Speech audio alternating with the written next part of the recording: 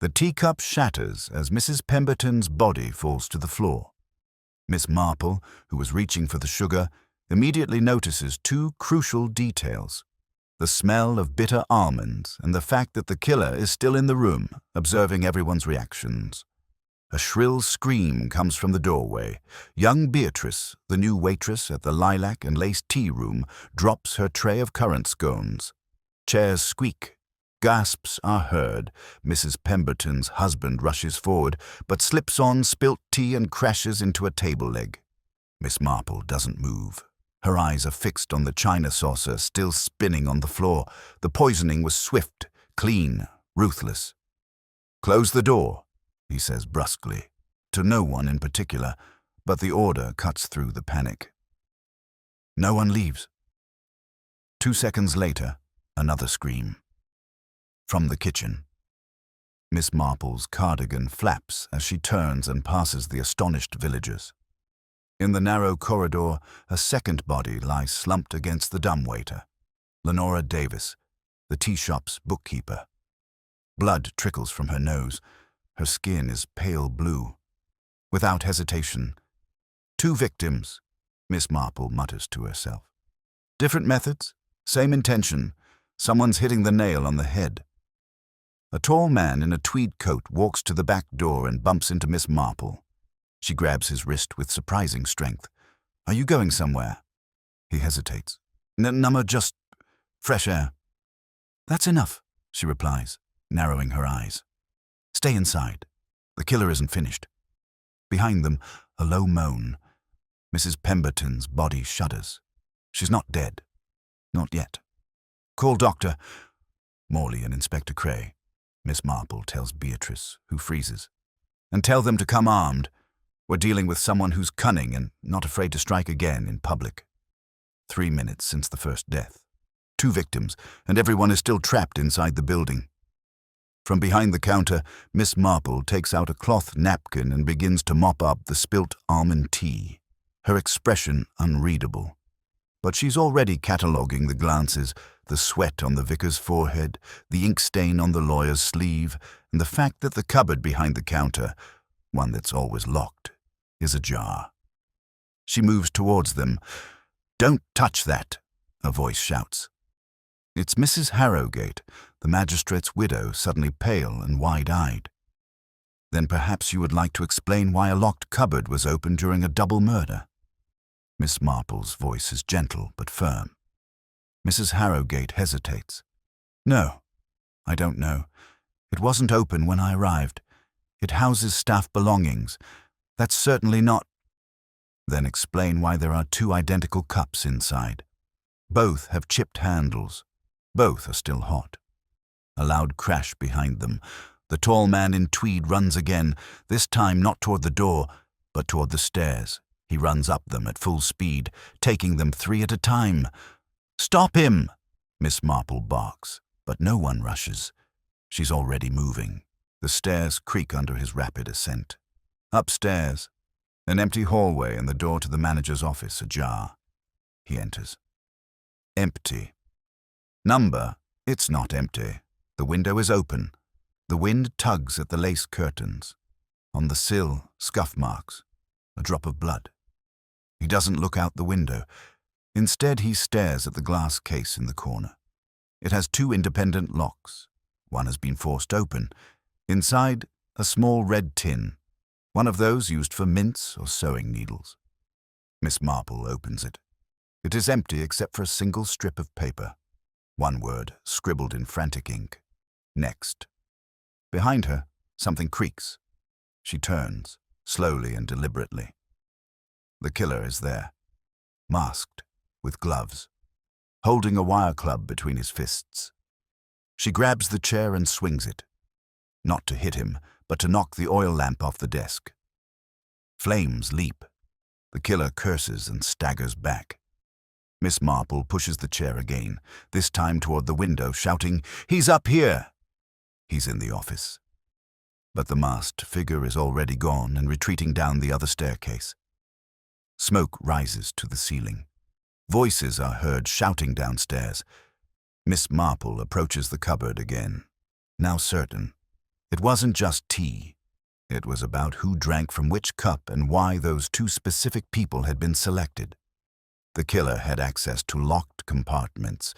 The killer knew the exact routines. The killer had simply tried to silence her, and that meant only one thing: she already knew too much. Down below, sirens sound. The police finally arrive, but the killer won't wait for them. He or she knows that Miss Marple saw the poisoned cup, the broken lock, and the paper, and they will try again. She closes the red can. Then she whispers to herself, "And I know who you are." Continued in Chapter 2. Serial pattern recognition. Miss Marple must race to identify the next target before the killer does. Don't miss out, because the next victim could be someone she cares about. The officers arrived too late. The killer had already left. Miss Marple descended the scorched staircase just as Inspector Cray burst through the tea room's front door, flanked by half a dozen village officers. The fire upstairs had been extinguished with a blanket, thanks to Beatrice's quick reaction and a conveniently placed jug of water. But the real blaze, the one burning down the village, was just beginning. 2 deaths, an attempted murder, the third. "And I think there will be more," Miss Marple said briskly, without waiting for Cray's formal greeting. "He'll want everyone to stay here, no exceptions." Cray, a burly man with a perpetually furrowed brow, blinked at the old woman in her ash-covered cardigan. "Are you hurt, Miss Marple?" "No, but someone tried to change it. You'll find scuff marks on the second-floor windowsill and a bloody scratch on the inside latch." The attacker fled that way. He signaled his officers without hesitation. "Harris, Mayhew, seal the perimeter. No one in or out. Put dogs on that path. Jackson, check the window upstairs. If it says there's blood, bag it." Miss Marple didn't wait for the orders to be finished. She turned sharply to the gathered villagers, those who had remained in the tea room. Fear hung in the air like steam. No one dared to drink from their teacups. He raised his voice just enough to cut through the murmur. "To everyone who drank from a cup today, I need your attention. Were any of you served from the same pot as Mrs. Pemberton?" A pause. Then Mrs. Cartwright, the butcher's wife, raised her trembling hand. I was. We both ordered almond blossoms. The pot came to me first, then to her. Did you notice anything unusual in the tea?" "Only it smelled sweet. Sweeter than usual. Did you finish your cup?" "Number I hadn't touched it yet. I was just gossiping." She broke off, embarrassed. Miss Marple nodded gently. "Then you're in luck." He turned to Cray. "Inspector, I think the killer corrupted only one pot. 2 cups were poured. One victim drank, the other was saved by accident." "And the second body?" Cray asked. "Is Lenora Davis in the kitchen?" Miss Marple narrowed her eyes. "Not poisoned, suffocated, possibly with a chloroform rag. Her position by the dumbwaiter was staged. She was the bookkeeper, wasn't she?" Cray nodded slowly. "He must have known something," said Miss Marple. Or he was about to say something. Cray's jaw tightened. "We have 2 dead people, and someone just tried to kill you. What's the connection?" He walked over to the display case behind the counter, the one with the chipped teacups. "I think it starts with this." She opened it. 2 identical teacups. Both had chipped handles. Only one was used. The other was standing. Just to confuse things. Cray leaned in. "So, who was the real target?" "That's the question, isn't it?"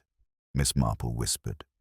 "Because I think the murderer wanted to poison them both, Mrs. Pemberton and Mrs. Cartwright.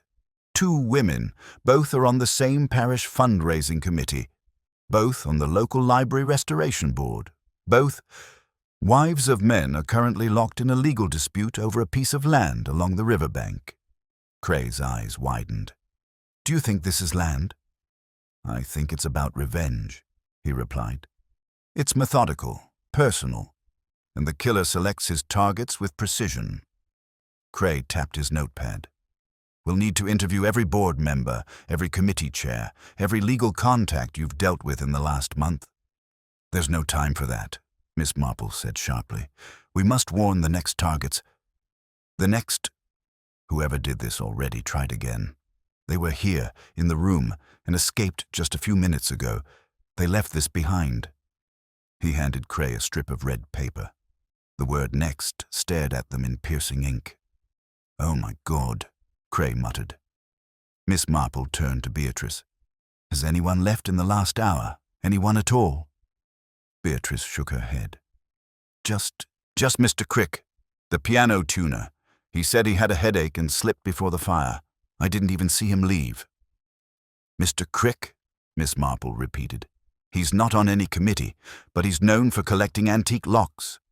Wasn't he helping the church with the remodeling of the confessional?" Beatrice blinked. "Yes, and I was also repairing the upstairs closet, the one with the 2 locks." Miss Marple stood still. "The cupboard was broken into," he murmured. "And that means Mr. Crick had the key, or knew how to open it." Cray was already calling for a search party. "Get a unit to Crick's garage." "Now," but Miss Marple wasn't finished. "The real key," he said quietly, "is in the pattern." 2 women united by their work on a committee. A man, Mr. Pemberton, is embroiled in a land dispute. Mrs. Cartwright, saved by accident. Lenora Davis, a passer-by who saw something she shouldn't have. He looked back at the tea room. This isn't a coincidence. These are targeted attacks. The killer knows the routines, the layout of the tea room, who sits where, who drinks what. Cray frowned. "So you think it's someone from within the village?" "I'm sure of it." "Any suspects?" She hesitated. "I have 3, he finally said. "But I need to talk to each one, before the next death." As if by fate, a bell rang above the door. A newcomer entered. Pale, breathless, holding something in his hand. It was a package. "For Miss Marple," he croaked. It was on my doorstep. No name. I was just told to hand it in immediately." Cray intercepted him. "Watch out." He opened it slowly. Inside, a single item, a clock face. No hands. Just the inscription, "You're running out of time." Cray muttered a curse. But Miss Marple's gaze never left the object. Her mind was already occupied. This wasn't just a murder. It was an act, and the murderer invited her to play. He turned to Cray, his voice low and confident. "I need full access. Right to questioning. No red tape, no delays." Cray looked at her suspiciously. "You want to interrogate suspects yourself?" "If I don't do this," he said, "someone else will die, possibly in less than an hour." He looked at the mutilated clock face. Then he nodded. "You already have your authorization. Who's first?" Miss Marple's expression hardened. "Mrs. Harrogate. Why her?" "Because he lied," Miss Marple said, now walking towards the magistrate's widow. "And if I'm not mistaken, he's not just hiding his guilt, he's hiding his fear."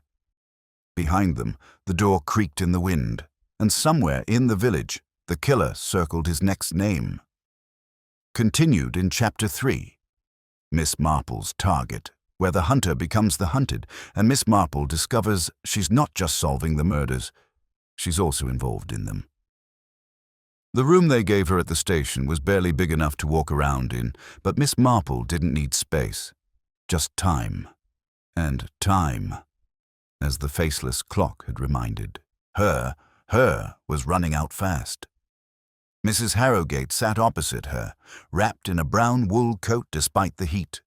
Her hands were nervously twisting a handkerchief, though her mouth remained set in a brittle line. She had refused tea. That, Miss Marple thought dryly, was a first. "He recognized the wardrobe," Miss Marple began without preamble. "He said it wasn't open when he arrived. But that wardrobe is behind the service counter. Only the staff or someone with access would be close enough to see it." Mrs. Harrogate curled her lip. "I was waiting at the register. I saw Beatrice coming back into the kitchen, so I bent down to check the tip jar. Then I saw the cupboard. And what were you looking for in the tip jar, if I may ask? The widow blushed. I just looked. Miss Marple gave him a moment to reflect on his own lie before continuing, without changing her tone. The cupboard was open because the murderer got to it, or before the tea was served, or while everyone was preoccupied with something else. Mrs. Harrogate did not speak. Miss Marple clasped her hands. The victims are connected. Mrs. Pemberton and Mrs. Cartwright weren't just tea companions. They were on the committee handling the Riverside estate zoning issue.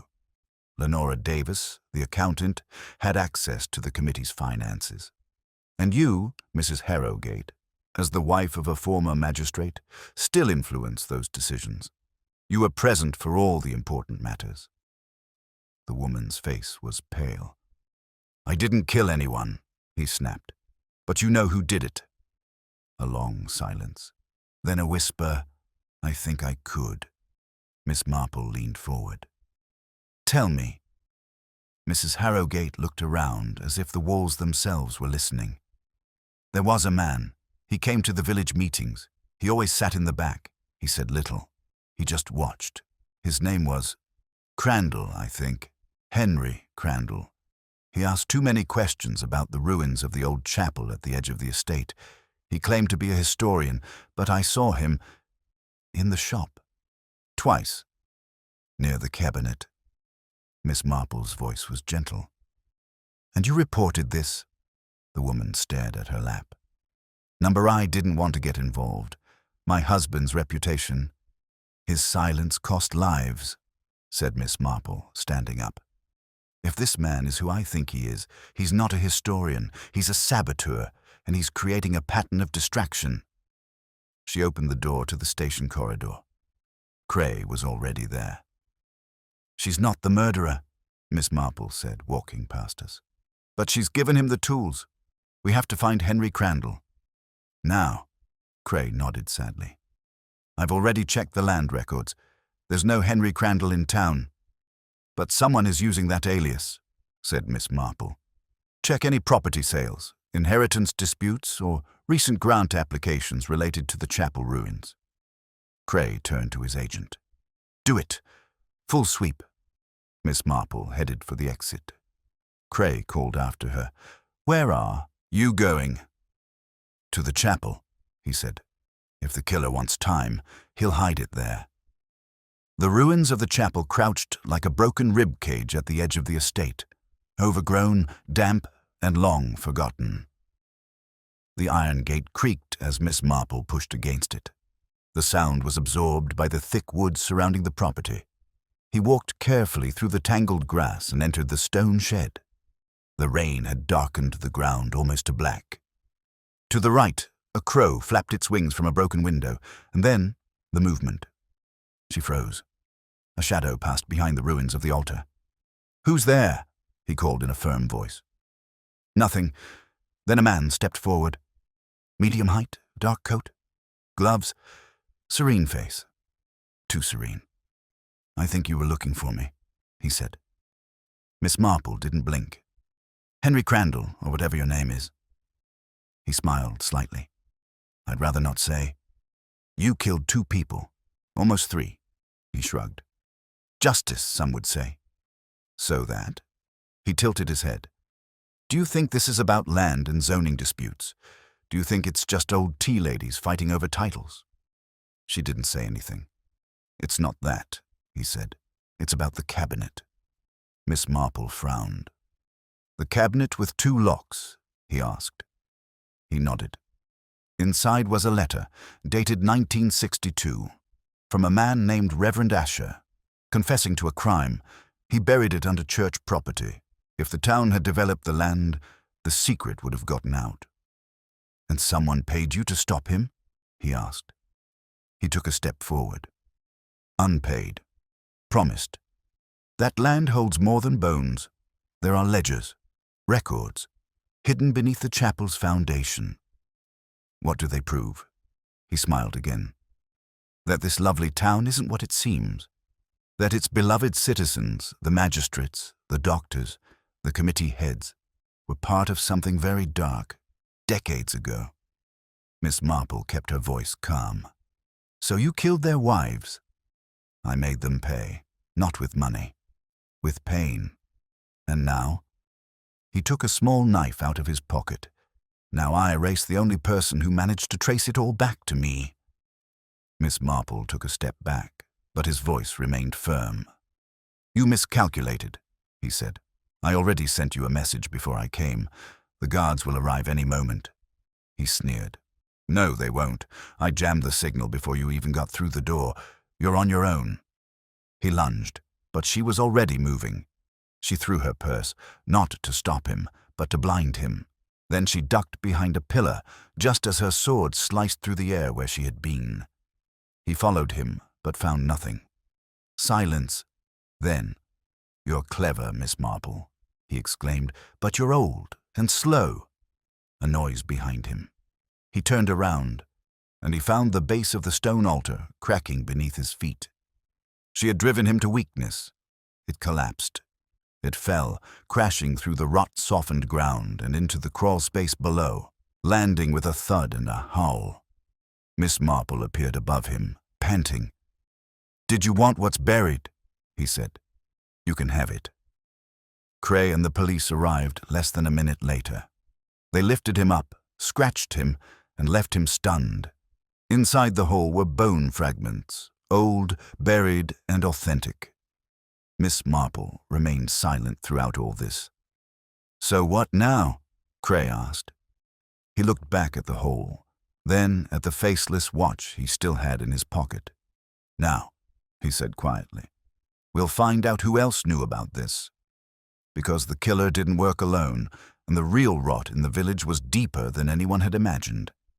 It will continue in Chapter 4, Race to Warn the Next Victim, where Miss Marple must protect a new target while uncovering a decades-old conspiracy that was never meant to see the light of day.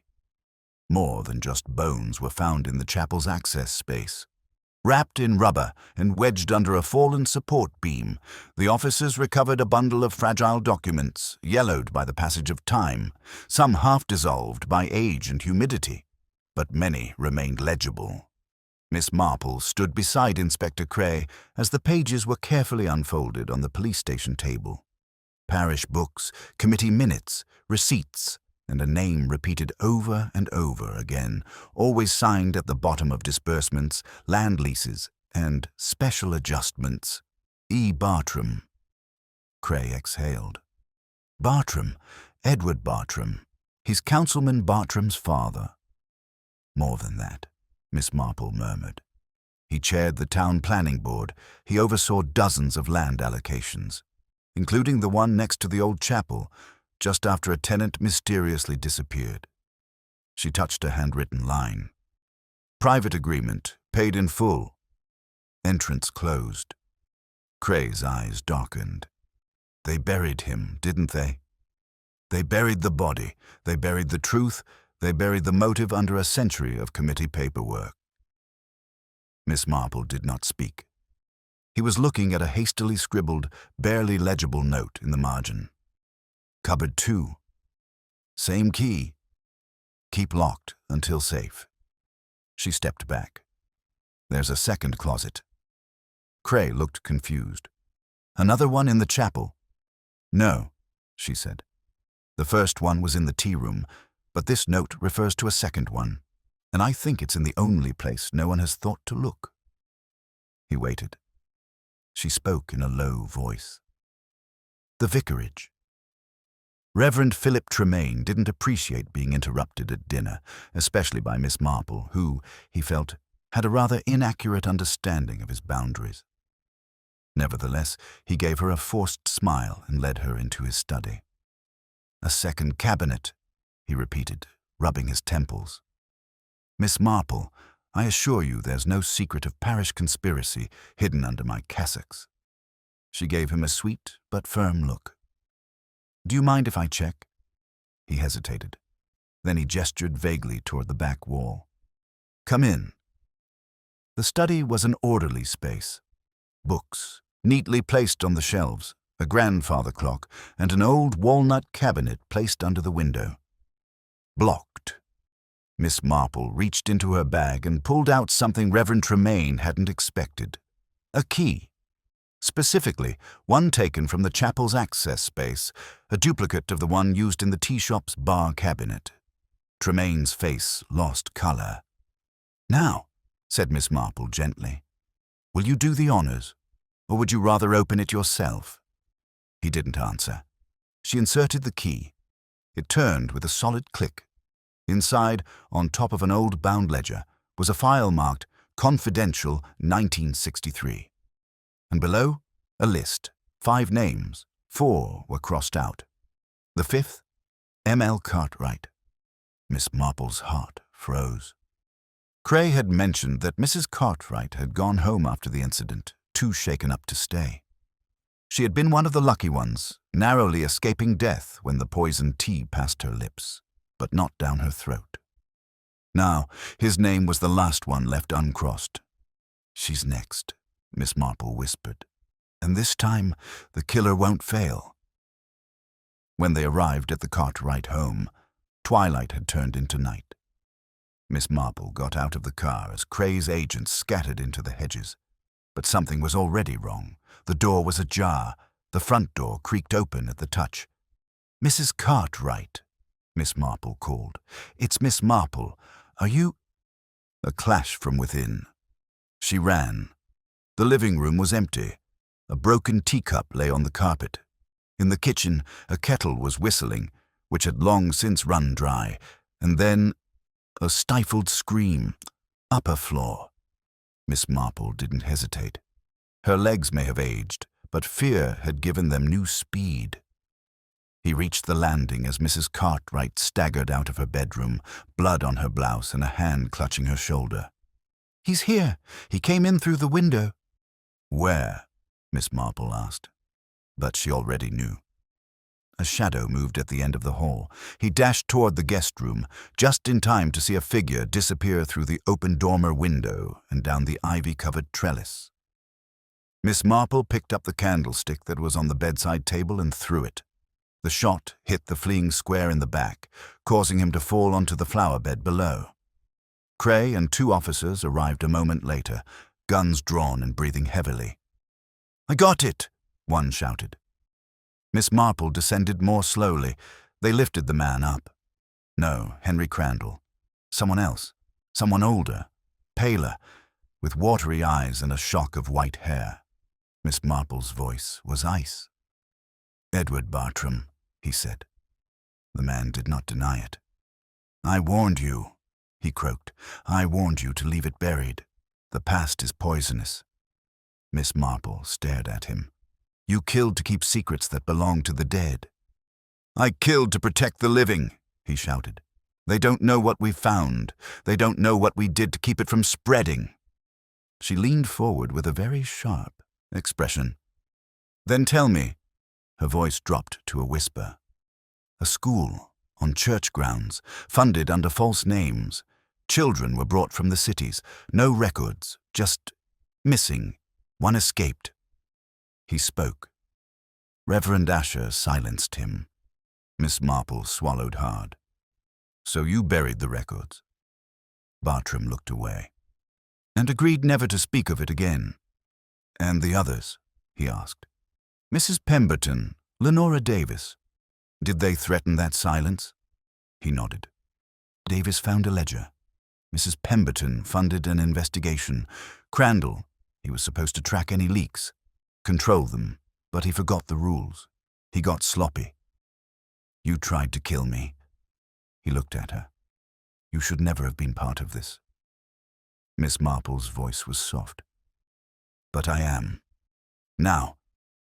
Back at the station, Cray made the arrests. 2 men, the same motive, protecting the lie. But Miss Marple was not satisfied. She sat alone in the silence of her living room, an untouched cup of tea beside her. The list had 5 names. There were none crossed out, but that doesn't mean it was the final name. Only the final name is known. There could be more. Others who had remained silent, complicit, buried behind property titles and deeds. She would keep looking.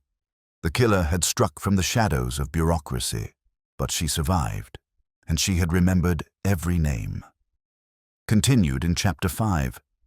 Failed prevention, new death, where a chilling letter arrives revealing that the real puppet master may still be on the loose. The clock resets, and the body count begins anew. The letter arrived before dawn. He slipped through the brass trapdoor in Miss Marple's door. No knock, no sound, just the whisper of paper sliding over the tiles. He found it at 5:30 as she lit the stove and made her first cup of tea. He didn't need to open it to know it would contain something refreshing. The envelope was not marked. The paper inside, typewritten. There were only 5 words. You stopped the knife. Not the hand. No signature. No idea.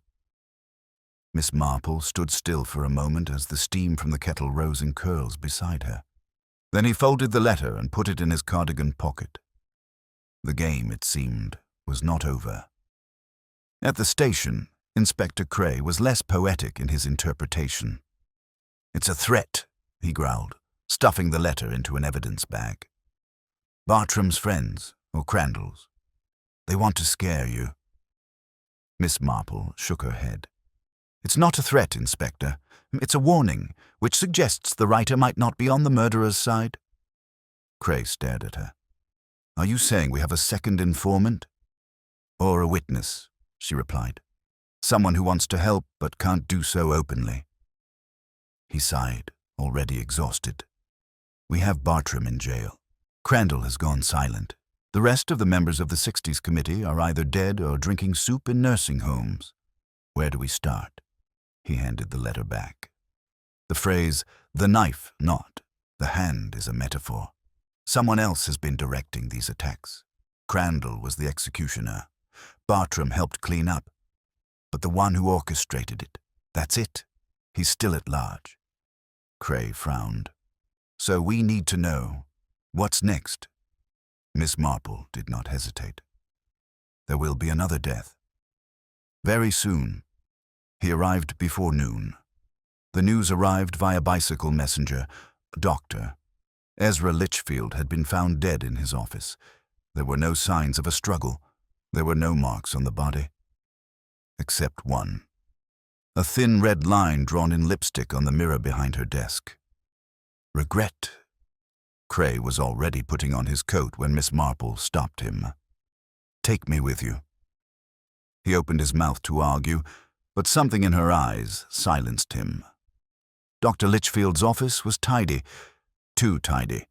The air smelled faintly of lavender and mothballs, as if someone had tried to erase all traces of humanity from the room. Miss Marple carefully walked past the officers, looking for fingerprints. She noticed the unopened mail stacked just inside the door, the framed medical certificates, the half-full teacup on the desk, the spoon carefully placed on the saucer, but it was the mirror that caught his attention. The word was stark, written in a shade of scarlet no man would have chosen. "Lipstick?" Cray murmured. "Message to the dead." Miss Marple shook her head. "A message for us." He walked over to the desk and opened the top drawer. Inside, accounting books, receipts, patient records, and in the background, a sealed envelope that says, "Private." She held it up. "Permission to open?" Cray nodded.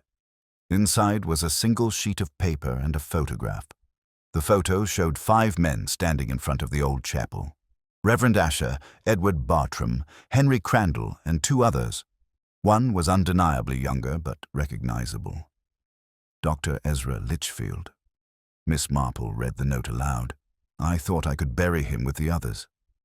But the guilt lingered. "I didn't kill the child, but I watched him pass by. I remained silent. I was weak." Signed simply, E.L. Cray remained impassive. "So you already knew?"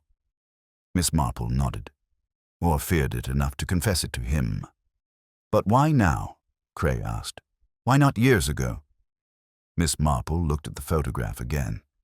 Because someone has dug again, not just literally, but emotionally. And I think, Doctor, Litchfield tried to fix it, but too late. She looked at the word in the mirror. Repent. It's not just a warning, it's a theme. The killer wants a confession. I want exposure. They're forcing the guilty to come forward, but they're murdered before they can speak their truth. Cray muttered, Justice by a butcher's sword. Miss Marple's fingers hovered over the photograph. She touched the fifth man, the one she didn't recognize. I need to know who it is, he said. I'll have Jackson check it in the archives. There's no time, she said softly. We have to get ahead of the next death. I'll go to the parish archives myself. Cray blinked. At your age. She turned around and was already out the door. The church records smelled of dust and ink. The elderly caretaker, Mr. Digby, greeted her with a frown and a grunt. I'll need access to the council records from 1962 to 1965, said Miss Marple, adjusting her gloves. They're in the basement, he said. It's a little damp. Watch the steps. She went down alone, guided only by a flickering light in the ceiling. The files were stacked in wooden boxes, each labeled with faded black ink. She searched through dozens before finding one marked Parish Executive Council, 1963. Inside, meeting minutes, attendance records, electoral rolls. He flipped through the pages quickly until he found it, a full-page photograph of the council's annual retreat. The same 5 men, the same suits, this time labeled Bartram, Asher, Crandall, Litchfield, Harold Winstanley. She paused. Winstanley. The name sounded familiar. Then she understood. Winstanley Charitable Trust, the same foundation that funded the current Riverside development. The same name appears on the donation plaque in front of the tea room. The trust was still active. It continued to operate, and presided over by a man. Harold Winstanley's son, Martin Winstanley. Back in her cottage, Miss Marple rummaged through her personal files. She didn't keep much gossip, but there were some useful notes from the old ladies' committees. Martin Winstanley, wealthy, quiet, never married, recently returned to the village after years abroad, well-known benefactor of the library, the chapel restoration, and the tea-room remodeling. Always polite, always present, but never involved. He was behind every scene, but never in them. Miss Marple leaned back in her seat. She understood now. Martin did not continue his father's work. He was punishing him, and she was next on the list because she had drawn the map. She opened the window to let in the evening air, and he stopped. There, in the garden, was a man in a dark coat, watching her from behind the lilac bush. She didn't scream. She simply turned off the lamp and let the darkness consume the room. Then she whispered to herself, "Let's see what your next move is," because Miss Marple had already been warned once, and now he was preparing his trap. Continued in Chapter 6, Panic in the Village, Martial Law. As the town sinks into fear, Miss Marple sets a trap for the puppeteer whose crimes span generations. In the morning, the village of St. Aldrich no longer had that picturesque air. Police tape flapped in the wind like ghostly pennants. A checkpoint had been erected near the war memorial. Officers were posted outside every public building, the post office, the tea shop, even the rectory. And in the square, rumors spread faster than pigeons fleeing the empty bandstand. 3 dead, 1 survivor, and now a suggested list. The vicar, the grocer, and the local dentist all claimed to have been part of a mysterious committee in the 1960s and now feared for their lives. The Women's Institute published a leaflet urging anyone with knowledge of historical irregularities to come forward anonymously. No one did. It was Miss Marple who persuaded Cray to call the emergency meeting. By mid-afternoon, all the able-bodied adults in the village had been summoned to the town hall under police escort. Not invited, summoned. Inside, the atmosphere was fragile. Even the air felt nervous. Cray was in front, but it was Miss Marple who occupied the place. She did not raise her voice.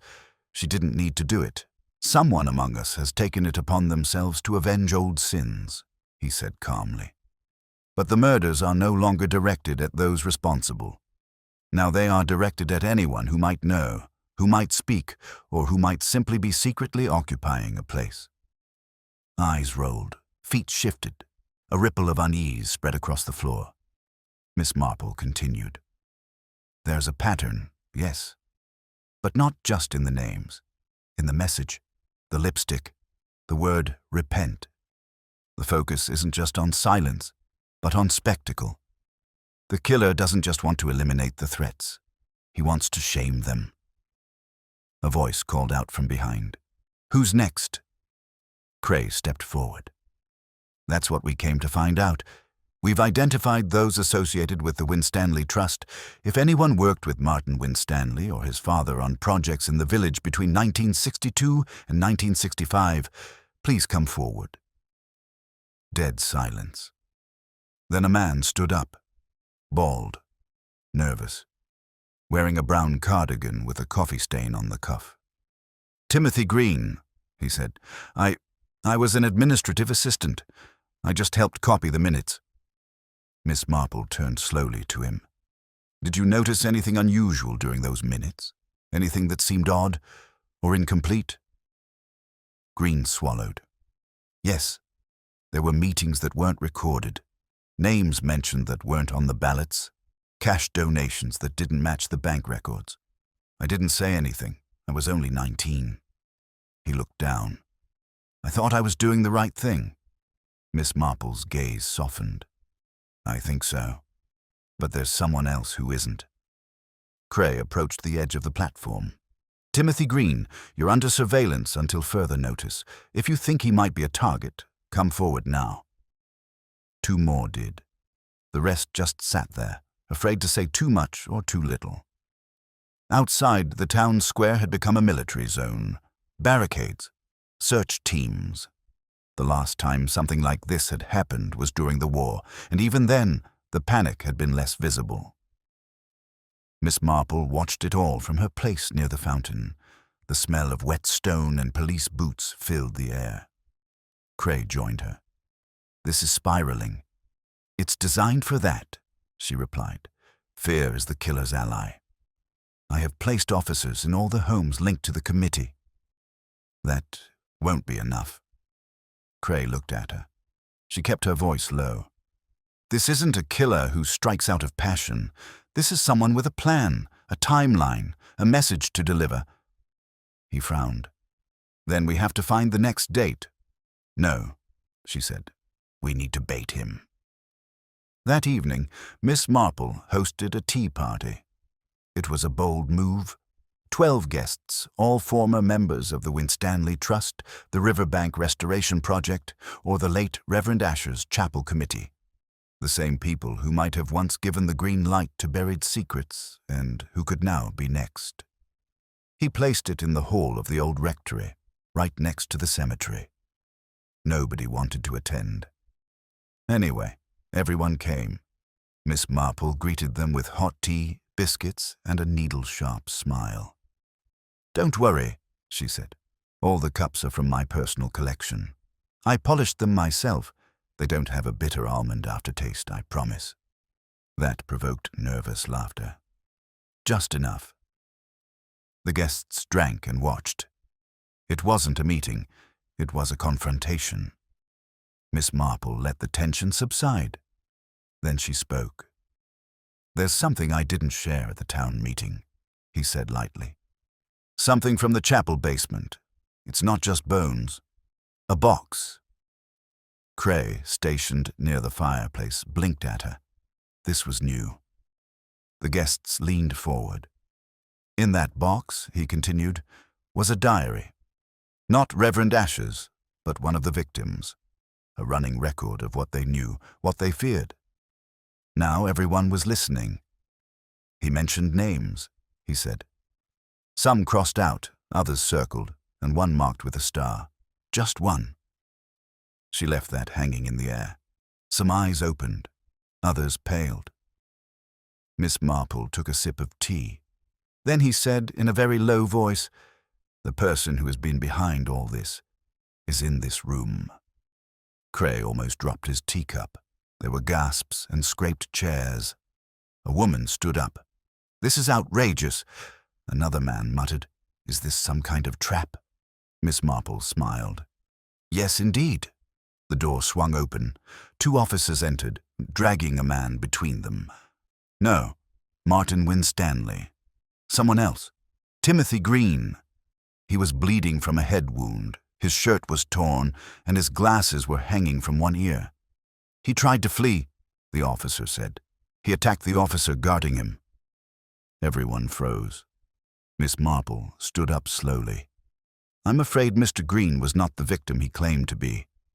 She reached into her purse and pulled out a torn piece of typewritten paper, identical to the letter that had been delivered to her door. But he was the writer. Green looked up. His eyes were shining with tears. "I didn't kill anyone," he said. "I just wanted someone to see it." Miss Marple nodded. "And they did. But then they tried to run away." "Why?" He didn't answer. She leaned closer. "Because you know who the killer is, right?" Her lips trembled. "Yes," she whispered. "But I was too afraid. He's still watching me. Even now." Cray came closer. "Who, Timothy?" "Who's watching?" Green turned his head slowly, his eyes scanning the room. Then he said, "Martin." All heads turned towards the door. Empty. No one had entered. There were no footsteps on the stairs, but the air changed. Cray shouted orders. Officers moved to seal the exits. Miss Marple remained absolutely still, because she knew at that moment that Martin Winstanley had been in that room, just not physically. He had seen it. He had heard it. He had observed it all, and now he would do disappear again, but not for long, because she had seen something too, a detail, a mistake, and that meant the final confrontation was approaching. Ready. Continued in Chapter 7. Miss Marple goes into hiding, where she disappears from sight to discover the real killer. But she learns too late that he is already one step ahead. Miss Marple disappeared from public view the following morning. No announcement, no note. Her curtains remained closed. Her garden gate, usually open just in time to welcome us, was firmly closed. Even the vicar's cat, who often visited her window box for warmth, sat bewildered on the wall, blinking at the silence. The people immediately noticed. Some whispered that she had fled. Others insisted she had been taken.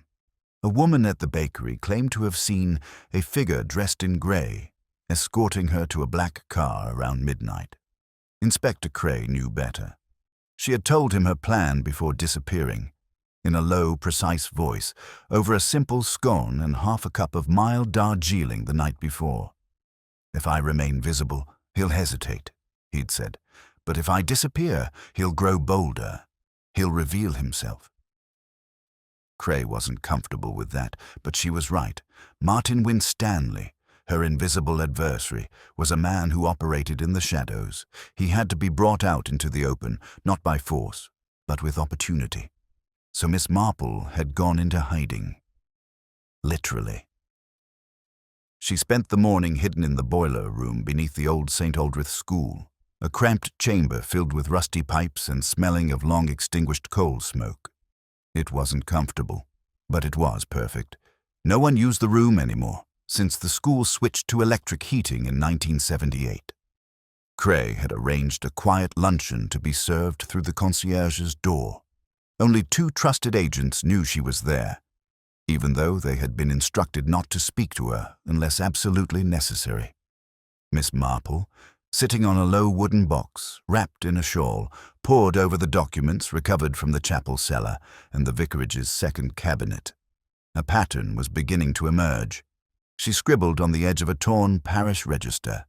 5 original conspirators: Asher, Bartram, Crandall, Litchfield, and Winstanley. They have all been located, dead or exposed, and yet the murders continued. They had seen Martin Winstanley. Confirmed. Timothy Green had identified him under duress. But Green's story was falling apart. Too clean. Too rehearsed. Miss Marple circled a sentence in her notes. He's still watching us. Even now. She leaned against the wall. That was not the language of fear. It was pride. At the police station, Cray sat across from Timothy Green in the interview room, peering through the one-way glass. The man had finally cleaned up. His hair was combed, his shirt ironed, too clean. "Check it out," Cray told his sergeant. "Everything we have on Green, his employment, his family, his finances, especially his ties to the Winstanleys." The sergeant nodded and left. Cray turned to the glass. Timothy Green was not afraid. He was waiting.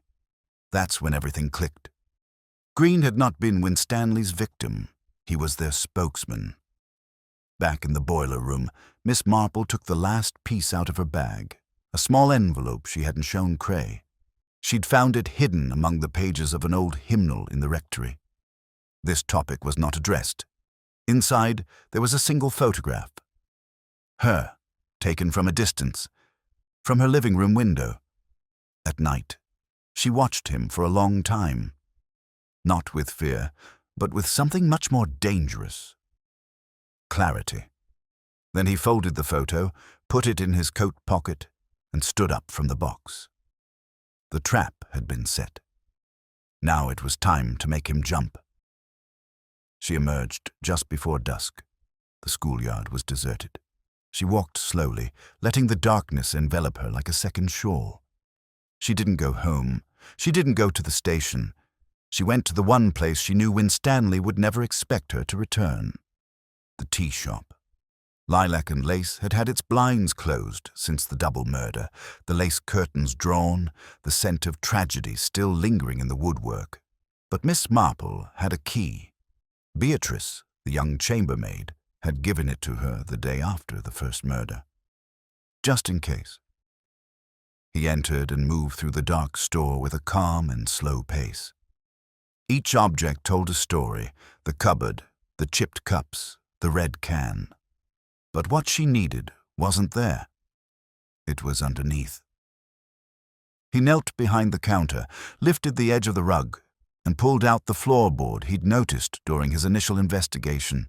Barely shed and stained a darker color than the rest.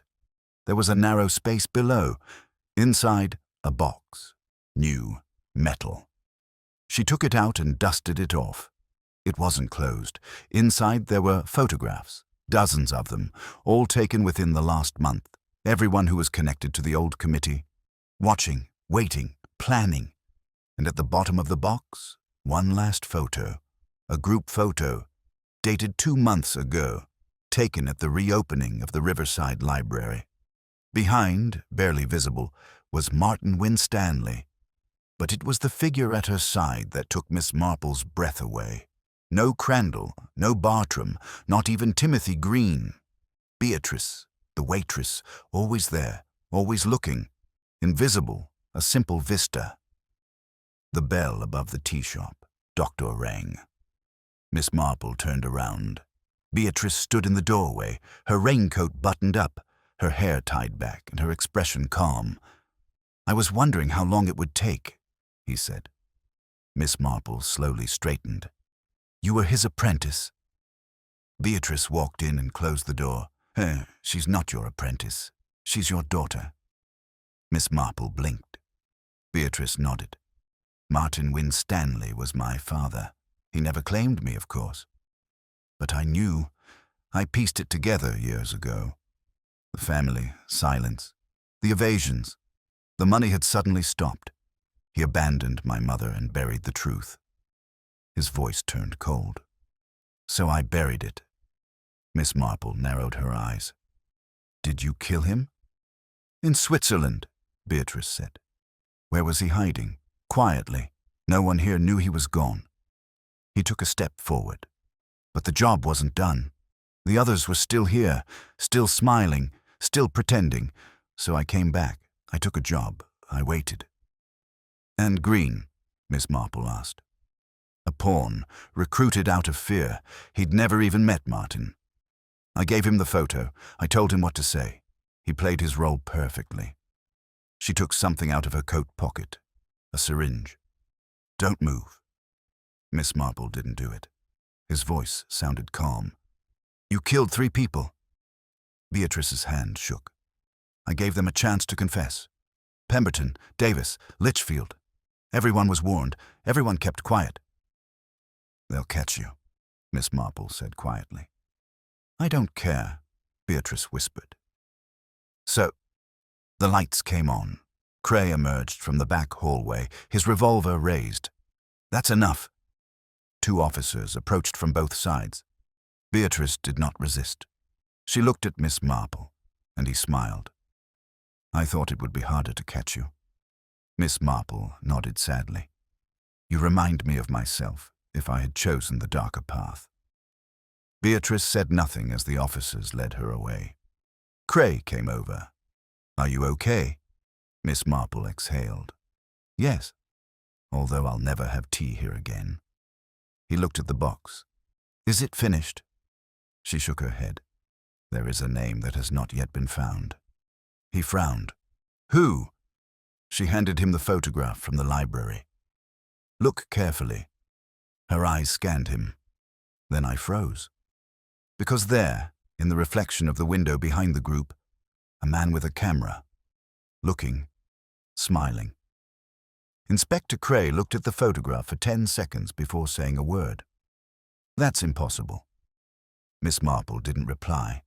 She simply held the photograph tilted toward the lamp, allowing the faint reflection in the library window to reveal itself more clearly. A man, partially obscured by the glare, standing across the courtyard with a camera to his eye.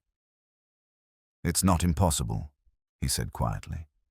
"It was just overlooked. It was never meant to be seen." Cray rubbed his temples. "We've been looking for Winstanley, then Beatrice, and now this, whoever he is." Miss Marple touched the photo. "It appears in several photographs. I looked through the chapel's fundraising leaflet. Look at the background. There's a silhouette in the reflection of the silver buffet trays. Same angle, same pose, and again in the photo of the tea room opening, visible through the glass door." Cray frowned. "Always watching. Always out of the room." "Exactly," said Miss Marple. "Never in the spotlight, always in the frame." He leaned back in his seat. "We assumed the killer was at the forefront, driven by grief or revenge. But this man is the real orchestrator, the one who planned it, seeded Beatrice with half-truths, and used Green as a puppet." Cray frowned. "Do you think he manipulated everyone?" "Yes," Miss Marple replied. "And if we don't find him soon, he'll disappear again. Or worse, he'll act one last time to cover his tracks." Cray straightened. "Then let's go find him." The village photographers' guild was small, just 3 members and a dog named Nibs who wandered into their Thursday meetings. Cray sent an agent to collect the names of all known camera owners in the parish. It took only 2 hours to cross-check all the photographers associated with the public events captured in the suspect photos. In all of them, only one name appeared. Graham Greeley, age 59, former military signals officer, retired from St. Aldrich 5 years ago. Quiet and polite, he volunteered at the library's Historical Society and offered his photography services free of charge for community events. He had no known family. He lived alone above the post office. Cray and Miss Marple were outside her apartment at dusk. "Are you sure about this?" Cray asked. Miss Marple's tone was measured. As sure as she was of lipstick, it never appeared in any photograph as a subject, only in reflections or shadows. "It's not a mistake. It's a habit." Cray nodded and played. A voice shouted from inside, "Wait a minute." He was happy. calm, too quiet. The door opened. Graham Greeley wasn't imposing or cunning. He looked like someone's favorite uncle, thick glasses, a cardigan, and a slight hunchback. He even smelled faintly of pipe tobacco and lemon soap. "Inspector Cray," he said affectionately. "And Miss Marple. What an honor. Would you like to come in?" They did it. The apartment was spotless, warm light from the lamps, neat stacks of books, and a wall of framed photographs. Landscapes, events, and the faces of people long since deceased. Miss Marple's eyes moved slowly across the frames. "Beautiful collection," he said. "Thanks," Greeley replied. "Memories are everything, aren't they?" Cray sat down but kept his coat on. "We've been reviewing photos of parish events. Your work features prominently." Greeley nodded. "I'm trying to be helpful, idle hands and all that." "And yet," Cray said, "you never appear in any of them." Greeley smiled as if delighted by the observation. "An old habit. I was taught never to cast a shadow when photographing reconnaissance footage. Sometimes I even forget I exist in a mirror." Cray's expression remained unchanged. "How curious." Miss Marple approached the bookshelf. Her fingers rested on a small, bound, unlabeled diary. "May I?" she asked. Greeley hesitated. "Just enough." "Of course," he said. She opened it. It wasn't a diary, it was an accounting book. Names, locations, dates, every death, every committee member, even the red herrings, Bartram, Green, Beatrice, all listed chronologically, their roles spelt out in crisp handwriting. It was a record of deaths, and Greeley hadn't bothered to hide it. "Why keep this?" asked Miss Marple. Greeley turned to look at her. "Because one day, someone would come and ask. I wanted the story to survive." Cray stood up. "Are you confessing?" Greeley chuckled. "Oh no, Inspector. I'm just acknowledging my curiosity. Confession requires guilt." Miss Marple looked him in the eye. "You manipulated a grieving girl. You turned a coward into a decoy. You caused a village to panic." Greeley's smile didn't waver. "I revealed the truth. Everyone who died was connected to that truth. Those who survived, they chose silence." Cray stepped forward. "You're under arrest." Greeley gently raised a hand. "Before you do that, can I show you something?" Cray didn't respond. Greeley walked over to a sideboard and opened a drawer. From inside, he drew a single photograph. He handed it to Miss Marple. It showed the original chapel committee in 1963, but behind them, in the blurred corner of the frame, was a child, dirty, thin, and unsmiling. Miss Marple's fingers trembled slightly. "The boy," he said. Greeley nodded. "My brother." Cray's eyes widened. "He disappeared shortly after that photo was taken," Greeley said. "He disappeared from the parish records. He had no school enrollment. He didn't have a job. They didn't bury him. He was 10 years old. No one believed me. They said I imagined it."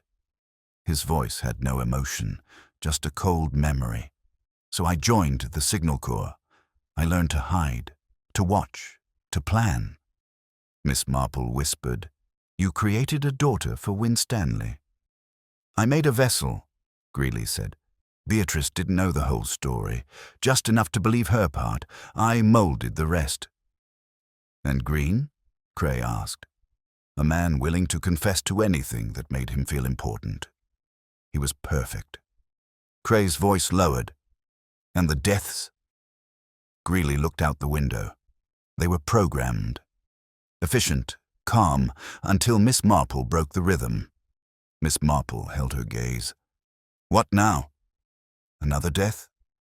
Greeley smiled again. "No." He slowly put his hand into his breast pocket. Cray tensed, but Greeley only pulled out a folded letter. "Directed to the press," he said. "It contains all the names, all the details. When I'm arrested, I'll mail it." Miss Marple looked at him. "He wants credit." "No," he said. "I want the story." And you've made sure it doesn't get lost. Cray took the letter. You will be charged with conspiracy to commit multiple murders. Greeley wasn't fazed. History doesn't care about charges, Inspector. Back at the station, while Greeley was being booked and processed, Miss Marple stood in the officer's lounge, her hands around a cup of tea. Cray joined her, silently. It's over, he said. No, she replied. It's recorded. It's not the same. Cray didn't argue. She took a sip of tea and then turned to the rain-covered window. Will you release Green? Cray nodded. He was manipulated. He'll walk free.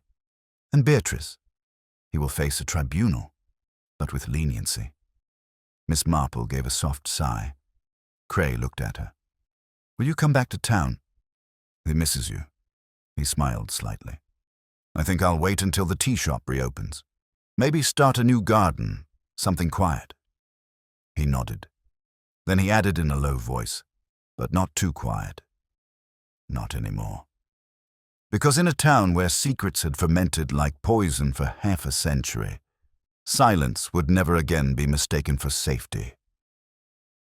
The newspaper was supposed to be closed. Graham Greeley sat behind reinforced glass, silent, with a slight smile throughout the interrogation, neither confirming nor denying his role beyond the orchestrations already uncovered. He offered no further names, no remorse. His sense of finality was so complete that even Inspector Cray had begun to concentrate his efforts on trial preparations. But Miss Marple could not rest. She sat at her desk late into the night, the fire flickering in the grate and the journal Greeley had left open before her. She had read it 3 times. The names were all there, all victims orchestrated. But something was eating away at her. The order. It didn't make sense. Not emotionally, not psychologically. Beatrice, Green, even Winstanley, they were pawns. Greeley had said so. The prime targets were those directly involved in the original crimes or those who had helped cover them up. And yet the last 2 names, Bartram and Litchfield, had appeared before Beatrice took her first job at the tea shop, which means the plan had always included someone else in the final stage. Someone Greeley hadn't talked about. Miss Marple turned back to the last page. There, in Greeley's meticulous handwriting, Stage 6, Final Offering, and below that, MJ initials only. Not crossed out, no details, no time, no method, just that chilling abbreviation. She stared at him for a long moment. Then she rose from her chair, wrapped her shawl around her shoulders, and walked into the night. The people had begun their cautious exhalation. With Greeley in custody and the final funeral over, life was slowly returning to normal at St. Aldrich. The tea room remained closed, but the library had reopened. A new leaflet for the spring festival had been posted on the church notice board. The bailiffs had reduced their presence and public meetings had resumed. But Miss Marple knew better. M.J. He repeated it silently as he walked towards the cemetery. The path was slippery with dew. The bell tower cast a long, imposing shadow over the rows of gravestones. He headed for the small mausoleum near the back, the one belonging to the Jarvis family. Jarvis. She whispered the name out loud. Then he said it again. Martin Jarvis. It hit her like a bell ringing inside her chest. M.J. Martin Jarvis. No, Martin Winstanley. Jarvis. She turned and quickened her pace toward the vicarage. Cray was in the rectory study, reviewing reports when she arrived. He blinked as he watched her enter. Couldn't sleep? He asked. She picked up the diary. There's a name we missed, or rather, an identity we mistook. He frowned. Winstanley? No, she said. Martin Jarvis. He used the Winstanley Trust as a crest. He took the name as a nod to his father's legacy, but Jarvis was his real name. It's on the original deed of the old school, the one that became the school hall. Cray stiffened. That name hasn't come up once in the investigation. No, she said, because he didn't want to. She placed the register and wrote her initials. MJ, a final offering. Greeley left it here because he thought it poetic. A conclusion. But Jarvis isn't dead, Inspector. Cray stood up. So, who's the final offering? Miss Marple hesitated. Then she said it. Me.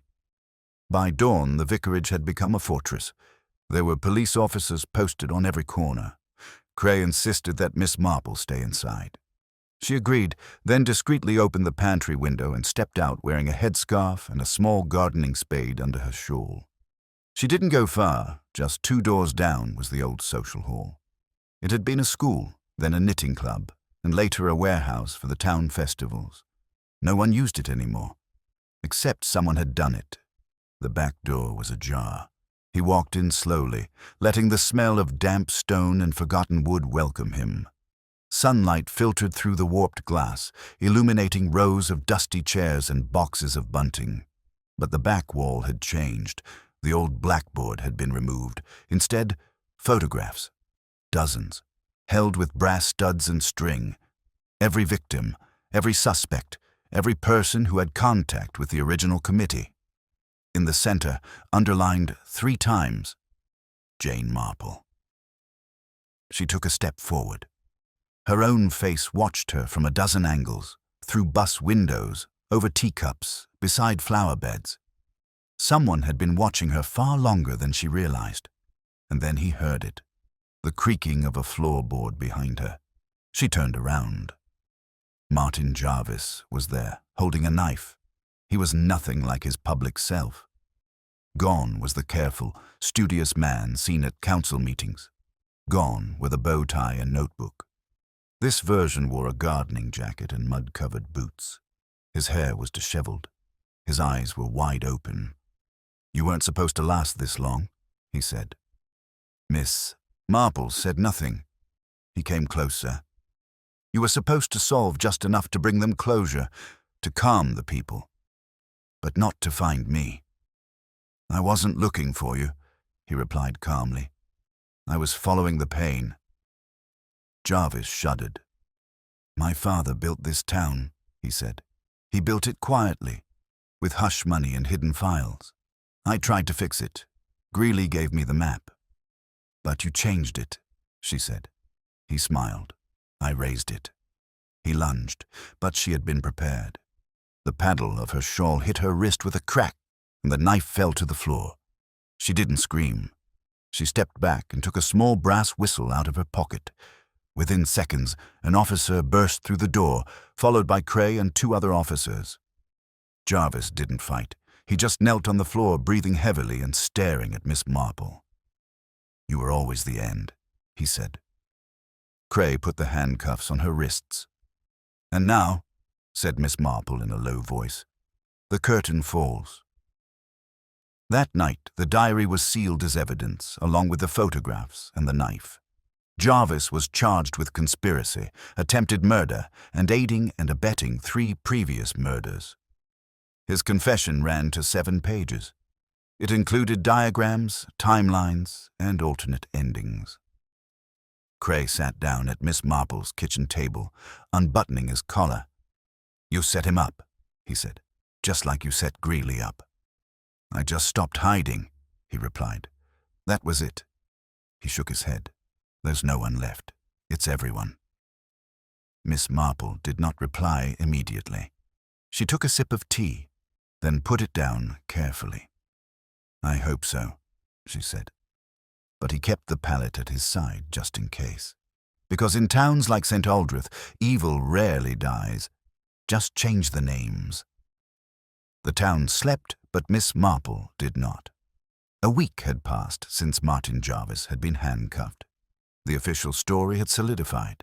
A disaffected descendant of one of the village's founders, corrupted by guilt and rage, working in tandem with Graham Greeley to purge the sins of a generation. 3 confirmed murders, 2 attempts, all linked to a 50-year conspiracy. For most, it was a closure. For Miss Marple, it was incomplete. He sat down once more at his desk, pen in hand, and returned to the last diary entry Graham Greeley had written. Stage 6. Final Offering. M.J. Jarvis had been arrested. His confession was detailed and damning, but the phrase echoed in his mind with a strange emptiness. Why label yourself as the final offering? Why register it? It wasn't like Greeley to document a comrade's death in advance.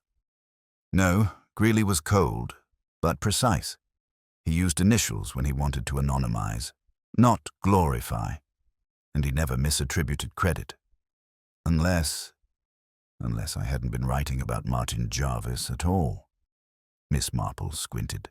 She flipped through the magazine, examining the lines with another magnifying glass. A pattern emerged. Each important stage was marked by initials. But 2 initials were always registered. Each phase had a name and a witness, a handler, a director. She traced the pattern again. Stage 1, LD, Lenora Davis. Witnessed by AG, Archival, Greeley, his own abbreviation. Etapa 2, EL, Ezra Litchfield. Testified by MJ.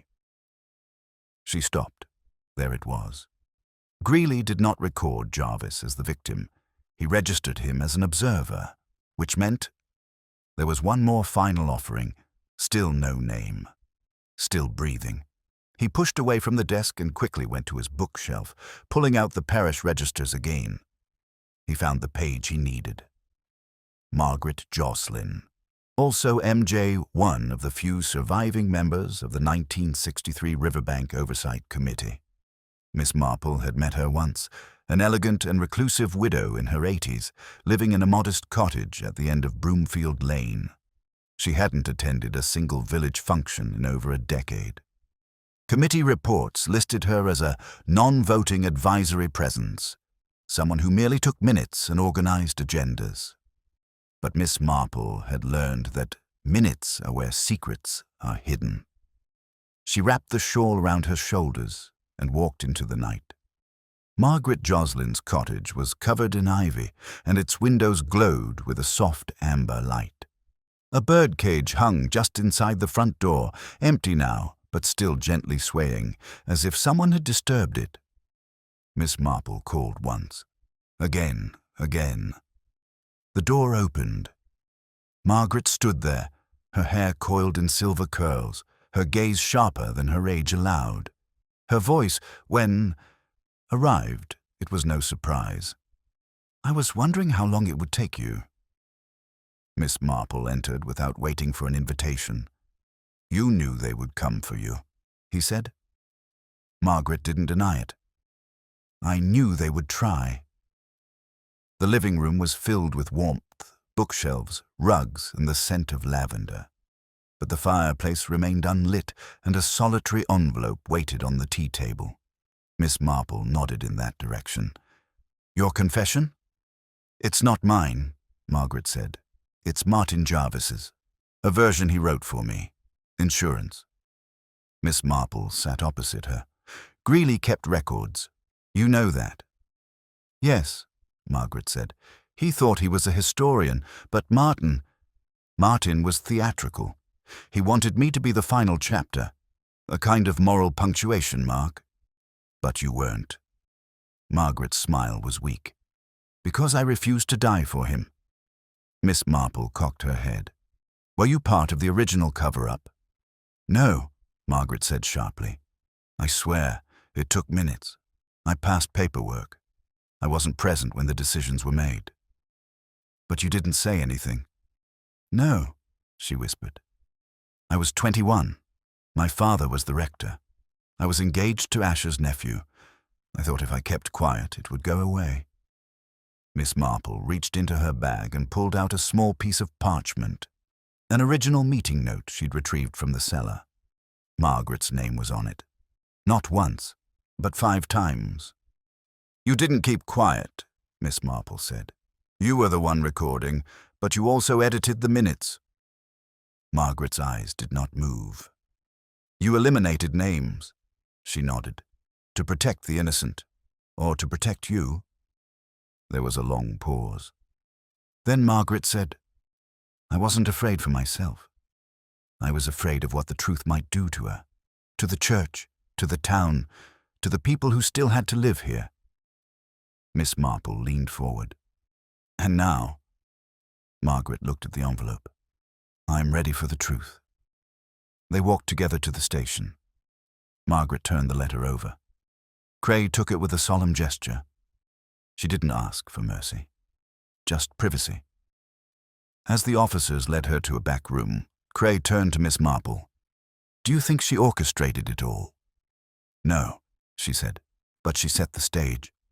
He is 89 years old, and even more cunning than most men half his age.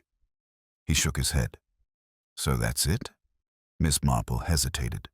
Then he said in a low voice, There's one more thing. The church bell rang at noon when Miss Marple arrived at the churchyard. He found the old grave, worn and neglected. No flowers, just a stone so eroded that the name was barely visible.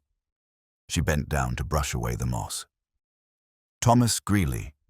He died in 1964. The child, the original victim. That which no one had spoken about until photographs, diaries, and murders made the past fall into the present. She stayed there for a long time. Then he placed a small white flower at the base of the stone. Behind her, footsteps were heard approaching. Instead, they're sealing the diary, he said. And the case.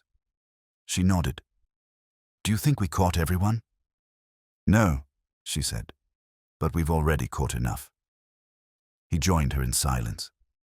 Then he asked, Are you going back to gardening now? She smiled weakly. Not right now. Maybe I'll write something. A short article about how people preserve memory, or how they forget. Could you tell me names? No, she said, but I'll write between the lines. He placed a hand gently on her shoulder. You saved them. No, she whispered. I reminded him. They stood together beneath the bell tower as the bells rang out over the rooftops, across the fields and into the quiet heart of a village that would never be so peaceful again. Because now they remembered. And memory, as Miss Marple knew, was the best trap of all. It should have ended there, with confession, with the arrests, with the graves dusted off and the names restored to the minutes of history. But Miss Marple had lived too long to trust clear endings. She was sitting quietly in her living room, sipping a long frozen tea, her gaze fixed not on her embroidery, but on the small envelope that had arrived that morning. Unmarked, unstamped. It had slipped through the door like everyone else. Inside, just one line, written in the same cold, mechanical style as the first message. You've written the story. But not the ending. He read it twice, then a third time. The air in the cabin seemed calm, and for the first time in the whole case, Miss Marple felt something she had never felt before. Don't be afraid. There is no confusion. Doubt. Inspector Cray arrived less than 20 minutes later. I hadn't called him. I'd come by instinct, as happens when a door in the mind, which had been closed, suddenly opens. She handed him the note. He skimmed it and took a deep breath. I thought it was over. Miss Marple stirred her iced tea absent-mindedly. Me too. Cray scanned the room, as if expecting to find another note on a windowsill. Who would send this now? Jarvis is in custody. Greeley's journal matches the chronology. Margaret Joslin's corrections sealed the rest. Miss Marple looked up, and yet the hand that started it all remains hidden. Cray frowned. Greeley was the planner. Yes, she said, but he only started when the pattern was already established. He used the story. He didn't invent it. Cray sat down slowly. So, who did it? They returned to the police archive and laid everything out, once again. All of it. Photos, diaries, names, initials, statements. But this time they didn't see the victims. They looked at the storytellers. Who had documented what? Who had included names in the record? Who had appeared in the footnotes? Who, more importantly, had provided information that seemed useful but always strayed from the truth? there were only two people who had done it consistently: Greeley and someone else. Miss Marple pointed to the typed letters. "We assumed they were yours," she said, "but compare the mechanical spacing with that in Greeley's diary. They don't match. The pressure is different. The machine used a different alignment." Cray blinked. "We did a forensic analysis of the journal, not the notes."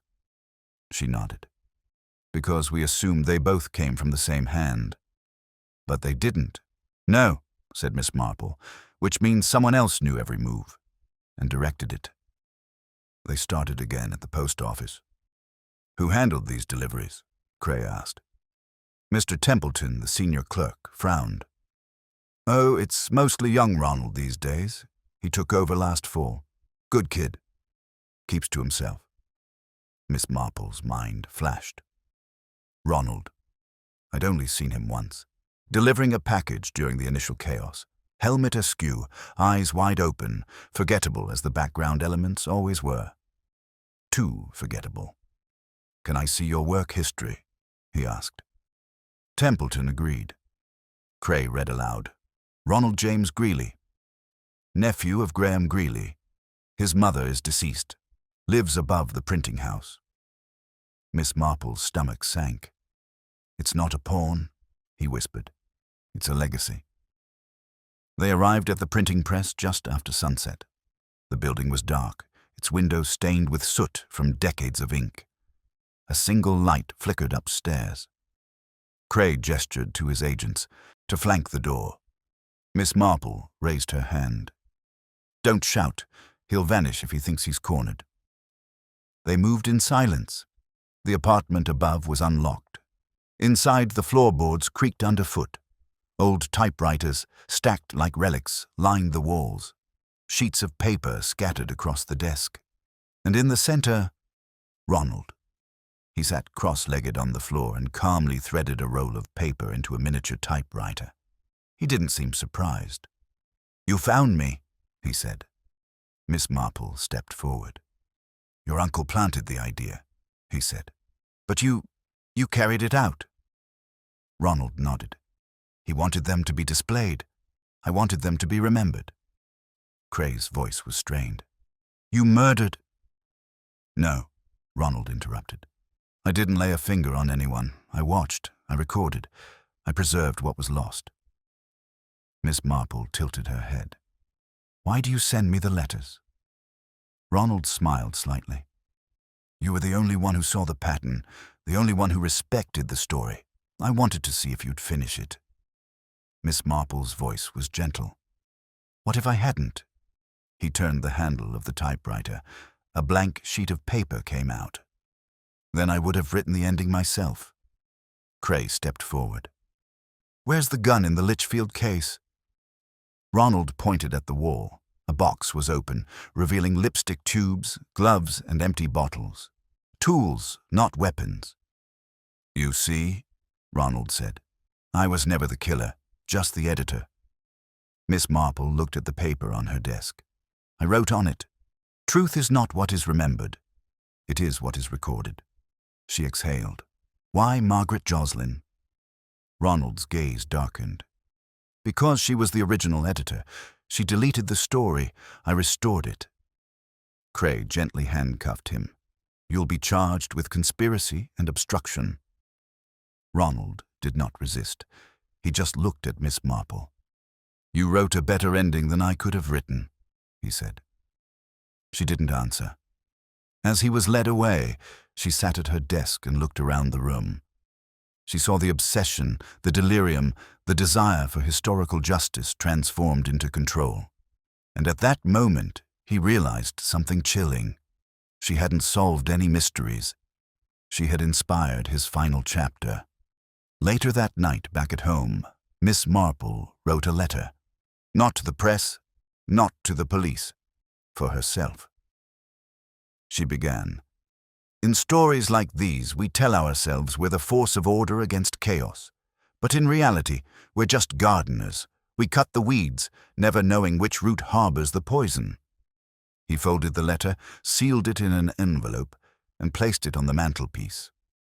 just in case anyone ever needed a reminder of what really happened at St. Aldrich, and who, in the end, was the one who really pulled the final string. The village of St. Aldrich stirred under the veil of morning mist. The market stalls emptied into a cautious silence. Bicycles whizzed past the bakery. Children walked 2 by 2 to school, their voices muffled in the fog. The events of the past few weeks had scorched the air, but now the town seemed desperate to breathe again, gently, so as not to awaken what had been buried. Miss Marple walked alone. His cane tapped a gentle rhythm on the cobblestones as he crossed the square. He stopped near the old war memorial, where a bouquet of forget-me-nots had been placed the night before. No cards, just silence. It's over. And yet, it wasn't. At the police station, Detective Inspector Cray finished signing the final report on Ronald Greeley. Conspiracy, obstruction, psychological manipulation. No direct evidence of physical violence, but enough to warrant his removal from society for the foreseeable future. He's more of an archivist than a murderer, Cray had said. But every murderer needs a chronicler. Miss Marple had replied, and every reporter needs an audience. Now she was sitting by Cray's desk, watching him fold the last few documents into their respective files. "Is Margaret Joslin still holding up?" he asked. Cray nodded. "His lawyers arrived yesterday. He refuses to comment, but we have his altered records, his correspondence with Jarvis, and his financial connection to the Winstanley Trust. That's enough." Miss Marple considered this. She thought she could direct the narrative by controlling the paper trail, he said. Cray smiled slightly, and instead left a paper trail for someone else to use as a weapon. He leaned back in his chair. "You were right, you know, about the structure. Ronald wasn't just continuing Greeley's plan. He was refining it. He was tweaking the chronology. He was editing the tone." Miss Marple nodded. Because, in her mind, she wasn't committing any crime. She was publishing a historical correction. Cray looked at the sealed envelope he was carrying.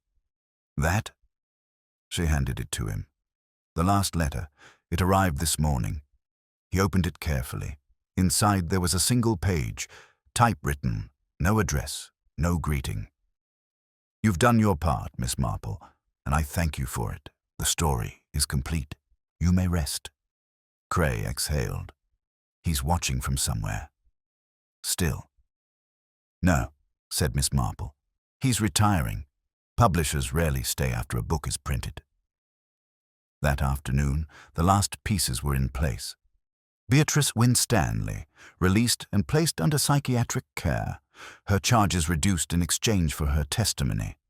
Timothy Green, acquitted of all wrongdoing, but quietly exiled to a small outpost in the north.